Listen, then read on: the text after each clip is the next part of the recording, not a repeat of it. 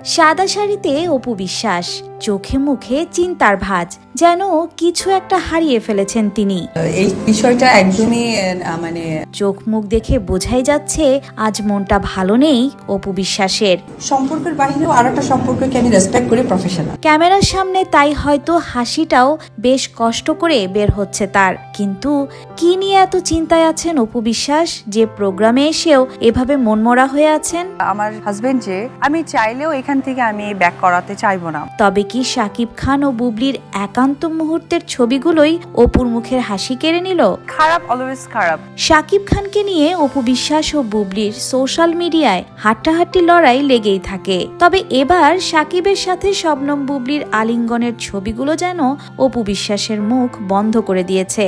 এ বিষয়ে পাল্টা কোনো মন্তব্য বা পোস্ট এখনো দেননি অপু। যার নামটা বললেন একদমই আমি এই বিষয়ে উত্তর এই কারণে দিতে পারবো না। রাজধানীর বনানীতে সিফাত নুসরাতের বইয়ের মোড়ক উন্মোচনে সাদা পোশাকে উপস্থিত হন এই ঢালিউড কুইন। কিন্তু পুরো অনুষ্ঠান জুড়েই অপু বিশ্বাসের মন খারাপ চোখে পড়ে সবার। অপুর হাসির আড়ালে যে কষ্ট লুকিয়েছিল তা বুঝতে বাকি ছিল না কারো। অপুকে দেখে মনে হচ্ছে বুবলি ও শাকিবের এক হয়ে যাওয়া কিছুতেই মেনে নিতে পারছেন না তিনি।